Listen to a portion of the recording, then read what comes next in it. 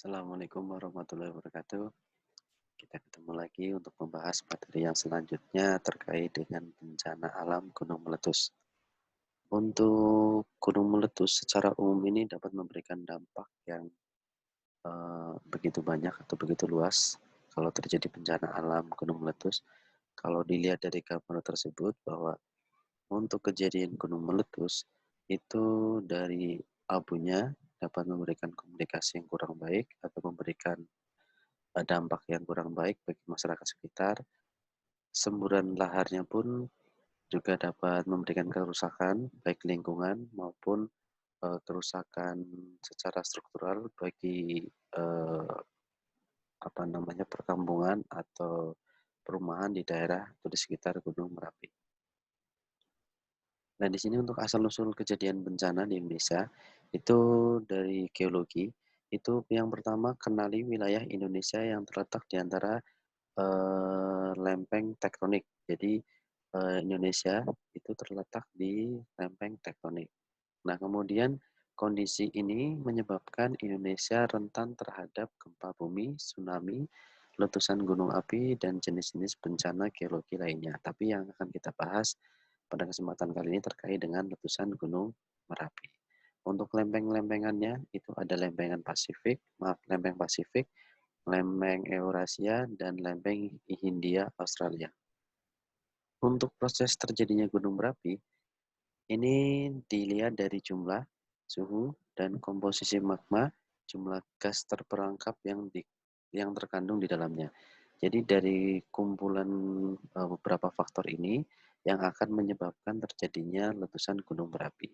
Untuk gunung berapi strato, itu letusannya keras, kemudian magma mengandung silika kadar yang tinggi, kemudian pada saat meletus menciptakan abu vulkanik. Kemudian untuk yang gunung berapi perisai itu mengandung silika kadar rendah, kemudian magmanya berbentuk cair dan panas, tidak menimbulkan dan menciptakan ledakan. Jadi ini berbeda dengan yang gunung berapi strato. Kalau gunung berapi strato itu adanya ledakan atau letusan yang keras. Kemudian yang ketiga, ada gunung berapi kaldera, yaitu dengan ciri khas yaitu ada magma tipis dan lengket, kemudian meletus dasar hingga puncaknya runtuh, kemudian meninggalkan cekungan yang besar. Jadi pada saat gunung berapi kaldera atau dengan jenis kaldera ini meletus, itu bagian ujungnya itu bisa runtuh atau bisa hancur dan akan menimbulkan cekungan yang besar. Kemudian di sini untuk peta sebaran gunung berapi di Indonesia itu dari kita bisa lihat dari ujung ujung Sumatera atau di Provinsi Aceh itu sampai ke daerah Indonesia Timur. Di situ sudah tergambarkan secara garis besarnya bahwa untuk yang merah itu terdapat gunung berapi yang aktif. Jadi gunung-gunung berapi ini berpotensi akan menyebabkan bencana khususnya letusan gunung berapi. Untuk yang perkiraan pemantauan aktivitas gunung berapi, ini kita bisa lihat dari waktu, kemudian dari aktivitas atau kegiatan kegempaan di sekitar gunung, kemudian perubahan bentuk gunung berapi, adanya pemanasan air, dan emisi gas. Untuk yang terkait dengan waktu, ini intervalnya reguler, ini bisa membantu menunjukkan kapan ia akan meletus, khususnya pada gunung berapi yang sudah pernah meletus itu bisa diprediksi dari waktunya, terkait dengan interval yang reguler. Kemudian semakin lama periode antara letusan dan semakin besar letusan terakhir, jadi interval antara letusan pertama dan letusan yang terakhir itu semakin besar pula prediksi letusan. Jadi dapat diamati dari letusan pertama ke letusan berikutnya. Apabila ada peningkatan, berarti bisa diprediksi bahwa di aktivitas gunung itu semakin meningkat. Kemudian dilihat dari kegiatan kegempaan, ini aktivitas gempa yang dilihat dari indikator itu kan ada biasanya di gunung berapi itu ada kantor atau pusat pemantauan gunung berapi. Nah itu apabila sudah mengalami peningkatan dengan aktivitas gempa, itu dapat mengindikasikan gunung berapi akan meletus. Makanya di setiap gunung berapi sudah dibuat atau apa namanya, di ada petugas khusus untuk mengetahui kegiatan kegempaan di suatu gunung berapi. Kemudian ada perubahan bentuk, itu seperti magma yang semakin naik, itu akan menyebabkan perubahan struktur pada puncak dan lereng gunung Merapi. Kemudian pada saat di pemanasan air, ini sama juga, ini pemanasan air itu dikarenakan karena magma yang naik, kemudian akan menyebabkan pemanasan yang terdeteksi dari air tanah dan permukaan danau. Jadi danau atau air yang bersumber dari gunung berapi itu akan mengalami peningkatan suhu. Kemudian dari emisi gasnya, itu terjadi perubahan jumlah dan komposisi gas yang dipancarkan dari gunung berapi bisa bisa memberitahu ilmuwan atau sebagai dasar bagi ilmuwan bagaimana aktivitas magma yang sudah mulai bergerak. Nah, dari berbagai faktor ini dapat dijadikan dasar bahwa gunung berapi itu dapat diprediksi akan meletus atau belum meletus. Kemudian untuk kalau sudah dapat diprediksi, kemudian apabila terjadi letusan gunung berapi, ini akan menimbulkan berbagai macam bahaya. Bahaya yang dapat ditimbulkan seperti awan panas, kemudian ada lontaran material, kemudian hujan abu, ada lava, ada gas beracun, ada tsunami, dan bahaya ikutan. Di sini kalau dari awan panas, dari mungkin dari teman-teman pernah melihatnya atau sering ditampilkan juga di media massa khusus televisi pada saat pemantauan gunung berapi itu terjadi semburan awan panas yang berwarna abu-abu. Nah, itu awan panas, kemudian lontaran material atau lava pijar itu kalau di malam hari biasanya kalau ada ledakan itu dapat terlihat lava pijarnya. Kemudian hujan abu dapat disebabkan oleh semburan awan panasnya sehingga menyebabkan peningkatan aktivitas gunung Merapi. Kemudian untuk yang tsunami, ini pernah terjadi saat gunung di Selat Malaka itu terjadi sudah beberapa puluh tahun yang lalu.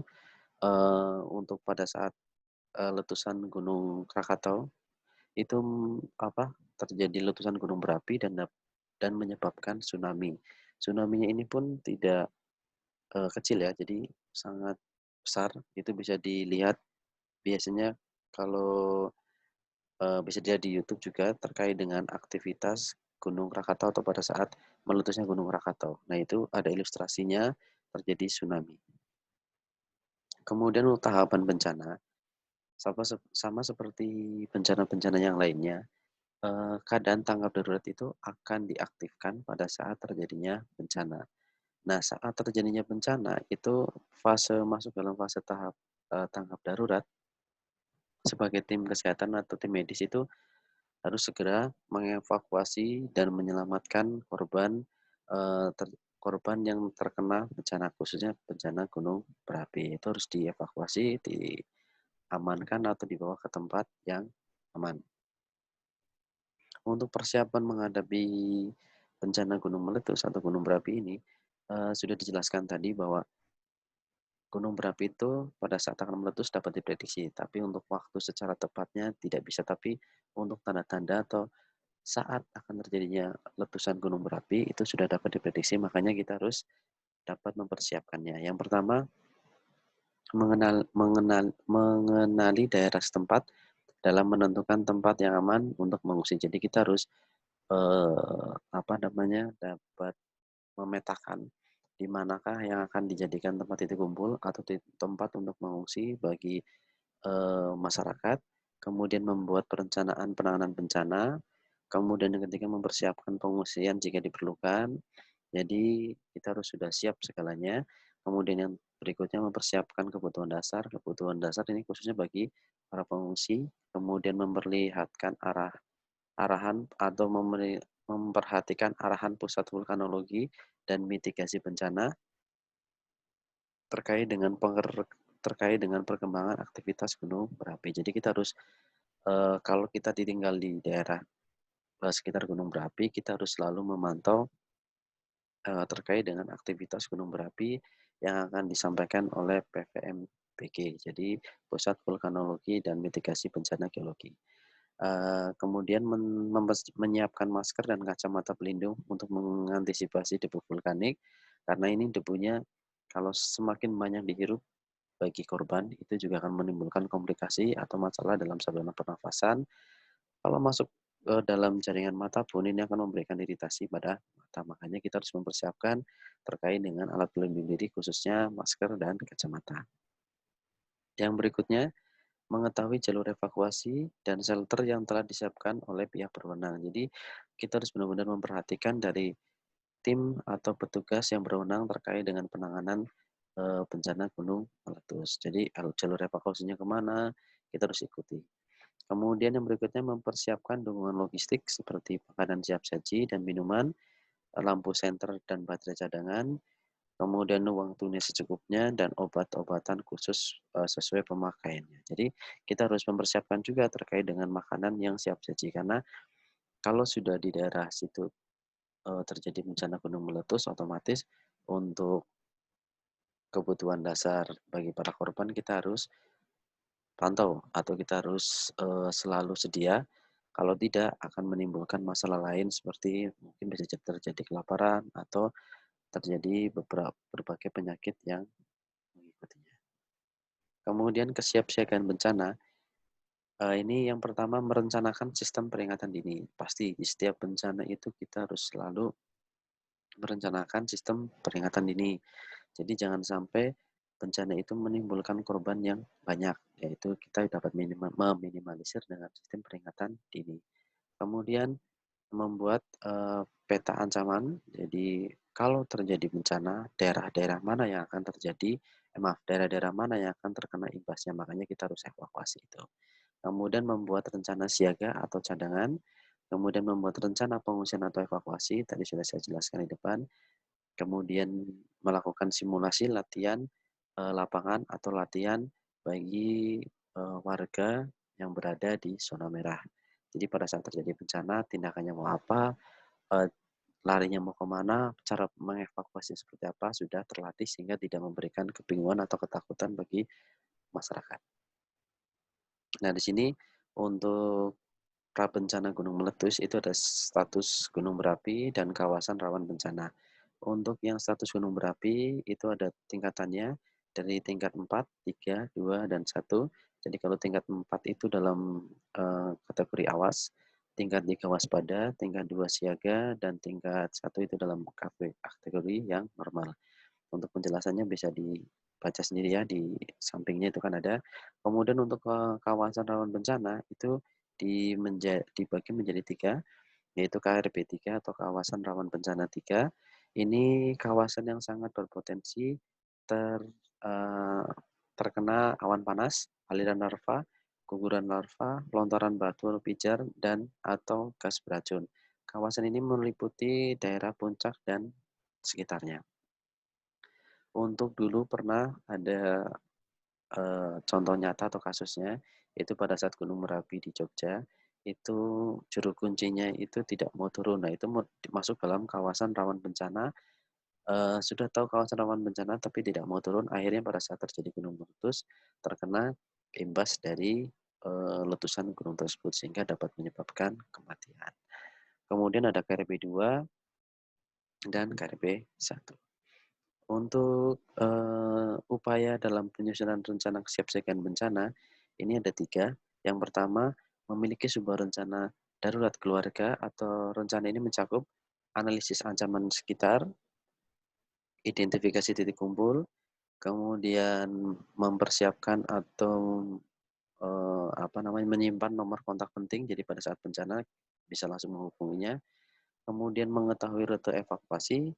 Yang kelima, identifikasi lokasi untuk mematikan air, gas, dan listrik, kemudian identifikasi titik aman dalam bangunan atau rumah, kemudian identifikasi anggota keluarga yang rentan seperti anak-anak, lanjut usia, ibu hamil, dan penyandang disabilitas. Jadi ini perlu diupayakan atau perlu diberitahu kepada kepada masyarakat, khususnya per setiap keluarga itu harus dapat mengetahui terkait dengan rencana gawat darurat di keluarga. yaitu ada 7 tadi. Jadi harus diprioritaskan dulu. Kemudian untuk yang kedua, menyimpan 10 benda yang akan dibutuhkan saat bencana. Yang pertama air minum. Kenapa air minum ini menjadikan yang paling dasar atau paling utama yang perlu disiapkan untuk 3 sampai 10 hari. Nah, ini silakan dari teman-teman dianalisis, kemudian berikan alasannya, nanti bisa diketik Word, nanti dikumpulkan ke saya. Ini yang pertama terkait dengan air minum, kemudian air minum dan makan selama 3 sampai 10 hari. Kemudian ada obat P3K, obat-obatan pribadi. Nah, obat-obatan pribadi ini kalau individu atau masyarakat memiliki masalah lain, khususnya kayak masalah asma, nah itu harus mempersiapkan obat pribadinya. Jadi kalau pada saat terhirup abu atau uh, udara yang tidak baik, itu akan menyebabkan asma, sehingga pada saat terjadi asma sudah dapat ditangani. Kemudian ada lampu senter, ini juga bisa diaplikasikan ke HP, jadi HP kan ada senternya, bisa dipakai. Kemudian ada radio, kalau sekarang kan radio sudah beralih, tidak seperti dulu, pakai radio portable yang harus pakai baterai, tapi sekarang bisa dialihkan dengan kecanggihan teknologi, yaitu dengan menggunakan HP juga.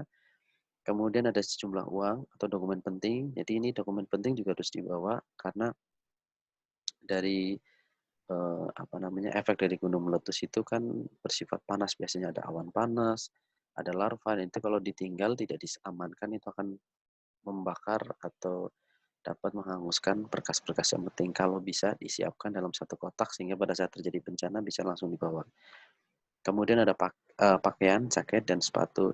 Ini sih tidak begitu krusial, tapi setidaknya sudah membawa eh, apa namanya membawa pakaian dan kebutuhan pribadinya. Nah, jadi apa saja yang perlu dipakai, tidak usah banyak-banyak, yang penting dapat dipakai untuk keberlangsungan hidupnya. Kemudian ada peralatan seperti peluit, sarung tangan, selotip, pisau, kemudian masker dan pelindung kepala. Ini kalau ada. Kalau tidak ada berarti eh, bawa seadanya saja. Kemudian ada pembersih higienis. Kalau ini agak susah ya, kalau di daerah-daerah puncak itu harus menyiapkan tisu basah, hand sanitizer, perlengkapan mandi. Jadi yang paling gampang adalah perlengkapan mandinya. Karena untuk beberapa hari setelah terjadinya bencana, itu bantuan biasanya belum banyak yang datang, sehingga harus memenuhi kebutuhan pokoknya dulu untuk selama 3 hari. Kemudian yang ketiga, selalu menyimak informasi dari berbagai media seperti radio, televisi, media online, maupun sumber lain yang resmi. Mungkin pada saat terjadinya bencana, untuk aktivitas kelistrikan mulai ada masalah ya, jadi kita bisa menggunakan eh, alat elektronik yang lain seperti HP, dan pada saat mendapatkan informasi atau menelaah informasi itu harus diperhatikan dengan benar.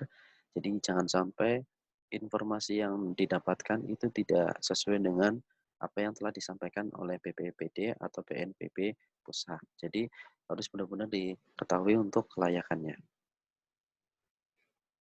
Kemudian untuk pra bencana gunung meletus ini dari fase mitigasi untuk memperkecil jumlah korban jiwa dan kerugian harta benda akibat letusan gunung berapi. Yang pertama itu ada pemantauan, kemudian ada tanggap darurat, ada pemetaan, ada penyelidikan, dan ada sosialisasi. Nah, di sini yang paling paling dapat dilakukan oleh tim tenaga kesehatan yaitu terkait dengan sosialisasi. Kenapa sosialisasi itu harus dilaksanakan? Karena ini penting, baik pas sebelum terjadi bencana, setelah bencana. Karena sosialisasi ini dapat memberikan pengetahuan sehingga akan merubah mindset dari masyarakat sehingga pada saat terjadinya bencana itu dapat melakukan penanganan secara maksimal sehingga dalam fase tanggap darurat itu dapat berjalan dengan maksimal.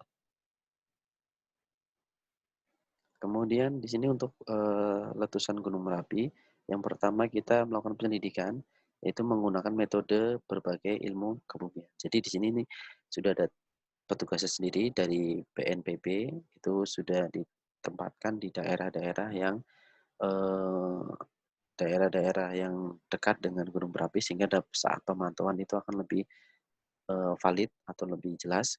Kemudian melakukan peta kawasan rawan bencana. Jadi ini ada contohnya, untuk yang rawan bencana itu yang berwarna merah, kemudian berwarna orange sampai berwarna kuning dan hijau. Jadi kalau ada masyarakat atau ada warga yang masuk dalam zona merah, itu harus segera dievakuasi kalau sudah menunjukkan adanya peningkatan aktivitas gunung berapi. Kemudian tetap melakukan sosialisasi bagi masyarakat, kemudian membentuk tim tanggap gawat darurat. Jadi idealnya di daerah atau desa yang dekat dengan gunung berapi itu harus memiliki atau membentuk tim tanggap gawat darurat. Jadi apabila terjadi letusan gunung berapi, tim ini atau warga masyarakat sudah dapat mengevakuasi secara cepat warga-warganya ke tempat yang lebih aman atau di tempat titik kumpul yang aman. Kemudian kalau sudah terjadi peningkatan aktivitas gunung berapi, itu harus kita selalu memantau selama 24 jam dan harapannya setiap warga dapat mengupdate informasi melalui media yang ada.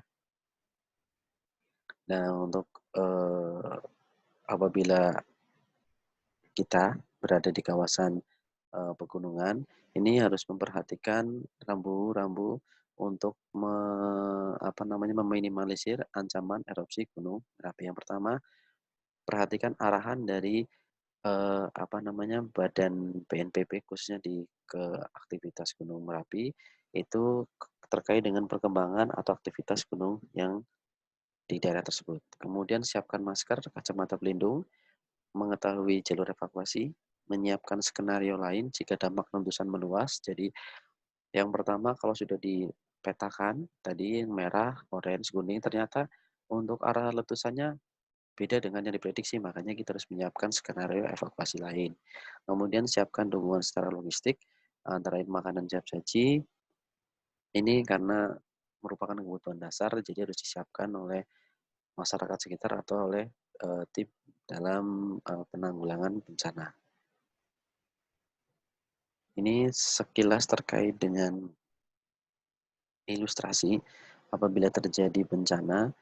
Setelah mendapatkan informasi dari media yang masyarakat punya, itu selalu cek untuk kevalidannya. Itu yang paling valid itu paling valid untuk informasinya itu dari BNPB. Jadi kalau sudah atau BPBD di daerah tersebut. Kalau sudah mendapatkan informasi, kemudian persiapkan untuk barang-barang yang akan dibawa. Setelah mempersiapkan barang-barang dibawa, selalu ingat terkait dengan rambu-rambu atau kode dari petugas seperti peluit atau seperti informasi melalui toa, kemudian menyelamatkan diri, evakuasi sesuai dengan arahan dari petugas atau melalui jalur evakuasi. Kemudian jangan lupa prioritaskan bagi masyarakat yang rentan seperti anak, bayi, ibu hamil, dan lansia. Itu harus di diutamakan. Bisa dengan digendong atau bisa dengan kita bantu untuk dapat mengevakuasi dirinya. Nah, di sini untuk saat bencana, itu masuk dalam fase tanggap gawat darurat. Yang pertama, tindakan penyelamatan orang lain. Yang pertama sebenarnya menyelamatkan diri sendiri dulu. Kalau diri sendiri sudah aman, baru kita menyelamatkan orang lain. Kemudian tindakan penyelamatan orang lain dilakukan dengan memperhatikan yang tadi untuk golongan-golongan yang rentan. Kemudian tindakan evakuasi dan pengungsian. Kita harus tahu titik kumpulnya di mana, tempat yang aman di mana. Nah, kemudian jangan lupa kita juga harus menghindari tempat seperti lembah atau daerah aliran sungai. Kenapa kita harus menghindari lembah dan daerah aliran sungai?